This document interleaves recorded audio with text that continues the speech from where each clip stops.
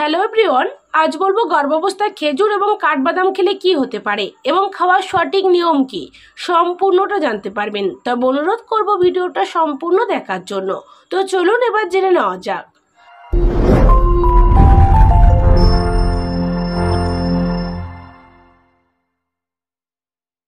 গর্ভাবস্থায় সকল মহিলাদের অনেক বেশি সুষম খাবার খেতে হয়, যা তার এবং গর্ভের সন্তানের পুষ্টির চাহিদা মেটাতে সক্ষম হয়। এমন সব সুষম পুষ্টিকর খাবার হচ্ছে কাঠবাদাম এবং খেজুর। তো প্রথমেই জানুন খেজুর খেলে কি হতে পারে। খেজুরে বিদ্যমান প্রয়োজনীয় পুষ্টিগুলি শিশুর বিকাশের জন্য গুরুত্বপূর্ণ এবং গর্ভাবস্থা মায়ের সার্বিক স্বাস্থ্যকে উন্নত করতে সহায়তা করে। জরায়ু পেশির সঠিক সংকোচনে সহায়তা করে। খেজুরের পুষ্টি উপাদান গর্ভাবস্থা গুরুত্বপূর্ণ পুষ্টি সরবরাহ করে মাতৃ স্বাস্থ্যকে ইতিবাচকভাবে প্রভাবিত করে, যেমন রক্ত উৎপাদনের জন্য আয়রন এবং নিউরাল টিউব বিকাশের জন্য ফলেট প্রয়োজনীয়, যা খেজুরের সর্বাধিক পরিমাণে বিদ্যমান। গর্ভবতী নারীদের অন্যান্য নারীদের তুলনায় বেশি আয়রনের প্রয়োজন হয়। খেজুর প্রচুর পরিমাণে আয়রন সমৃদ্ধ, যা গর্ভবতী নারীদের রক্তে হিমোগ্লোবিনের সঠিক পরিমাণ নিশ্চিত করে রক্ত স্বল্পতা উপশম করতে সহায়ক।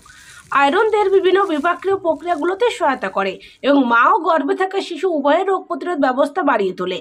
এছাড়া ফলিক অ্যাসিড গর্ভাবস্থা অত্যন্ত গুরুত্বপূর্ণ পুষ্টি উপাদানগুলোর মধ্যে একটি। এটি নিউরাল টিউব ডেভেলপমেন্ট এবং শিশুর মস্তিষ্ক ও মেরুদণ্ডের জন্মগত ত্রুটি প্রতিরোধ করতে সহায়তা করে। খেজুর প্রাকৃতিকভাবে শক্তির একটি উৎকৃষ্ট উৎস। গর্ভাবস্থা প্রচুর ক্যালোরির প্রয়োজন হয়, তাই যখনই গর্ভবতী মা ক্ষুধার্ত হবেন তখন কয়েকটি খেজুর খেতে পারেন।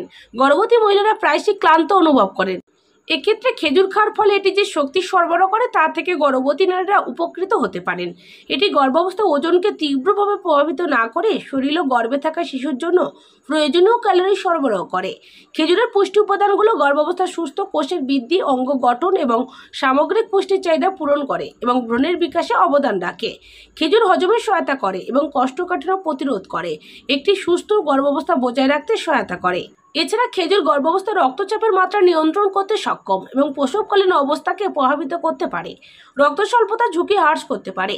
মর্নিং সিকনেস বা সকালে বমি ভাব মোকাবিলা করতে পারে।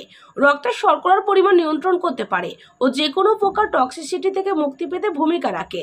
এছাড়া রোগ প্রতিরোধ ক্ষমতা বাড়িয়ে তুলতে সহায়ক। তাছাড়া নিজ দেহ ও শিশুর বর্ধন ও বিকাশের জন্য ক্যালসিয়ামের যে চাহিদা তার পরিমাণ বজায় রাখতে সক্ষম খেজুর। এবার যেমন গর্ভাবস্থায় কাঠবাদাম খেলে কি হয়। যেমন কাঠবাদামে থাকে প্রচুর পরিমাণে প্রোটিন। এই প্রোটিন শিশুর কোষের বৃদ্ধি এবং বিকাশে সাহায্য করে। এছাড়াও প্রোটিন শরীরের মাংসপেশি গঠনেও সাহায্য করে এবং মায়ের শক্তি বাড়াতে বিশেষ ভূমিকা পালন করে।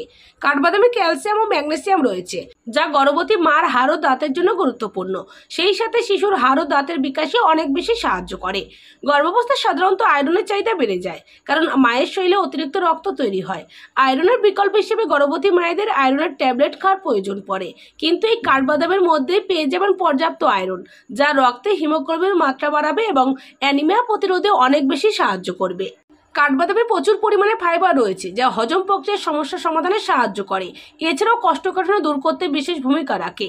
কাঠবাদামের মধ্যে থাকে স্বাস্থ্যকর ফ্যাট, যা শরীরের জন্য বেশ উপকারী। এই স্বাস্থ্যকর ফ্যাট শিশুর মস্তিষ্কের গঠন এবং নার্ভ সিস্টেমের বিকাশে গুরুত্বপূর্ণ ভূমিকা রাখে। এছাড়াও কাঠবাদামে রয়েছে ভিটামিন এ, যা মা ও শিশুর ত্বকের স্বাস্থ্য ভালো রাখে। সাধারণত গর্ভাবস্থা মায়েদের ত্বক অনেক বেশি খারাপ হয়ে যায় হরমোনের ভারসাম্যহীনতার কারণে। আপনি যদি নিয়মিত কাঠবাদাম খেতে পারেন তাহলে এটি শরীরের কোষকে ক্ষতির হাত থেকে রক্ষা করবে এবং অ্যান্টিঅক্সিডেন্ট হিসেবে কাজ করবে। কাঠবাদামের মধ্যে থাকে ওমেগা-3 ফ্যাটি অ্যাসিড। এই ওমেগা-3 ফ্যাটি অ্যাসিড শিশুর বুদ্ধিমত্তা ও মানসিক বিকাশে বিশেষ কার্যকরী। এছাড়াও কাঠবাদামের মধ্যে রয়েছে ফলেট, যা শিশুর স্বাভাবিক বিকাশে সহায়ক। এটি গর্ভের শিশুর মস্তিষ্ক সুন্দরভাবে গঠন করতে অনেক বেশি সাহায্য করে। একজন মা সাধারণত গর্ভবতী হওয়ার পর তার ত্বকে ভ্রূণ ওঠা সহ কিছু স্বাভাবিক পরিবর্তন দেখা দেয়।